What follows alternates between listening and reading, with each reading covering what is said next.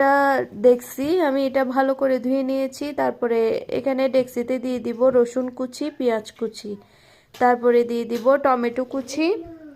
তারপর টমেটো কুচিগুলো দেওয়ার পরে আমি এর মধ্যে অ্যাড করে দিব ধুয়ে রাখা চিংড়ি শুটকিগুলা।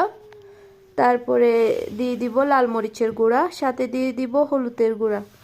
তো হলুদের গুঁড়া দিয়ে দেওয়ার পরে সাথে একটু জিরা গুঁড়া দিব, সামান্যই জিরা গুঁড়া দিতে হবে, আপনারা না দিলেও না দিতে পারবেন। তো আর একটু করে সরিষার তেল দিয়ে আমি মশলাগুলো ভালো করে মেখে নেব। যখন মশলাগুলো ভালো করে মেখে নেওয়া হয়ে যাবে এর মধ্যে আমি দিয়ে দিব পানি।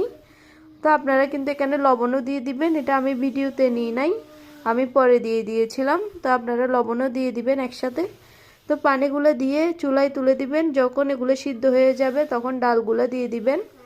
ডালগুলো দিয়ে একটু কিছুক্ষণ ওয়েট করতে হবে যেন ডালগুলো সিদ্ধ হয়ে যায়। তো কিছুক্ষণ পরে দেখবেন ডালগুলো সিদ্ধ হয়েছে কিনা, এগুলা সামান্য সিদ্ধ হলেই হবে। এর চেয়ে বেশি সিদ্ধ করতে যাবেন না, এর চেয়ে বেশি সিদ্ধ করলে খাইতে ভালো লাগে না।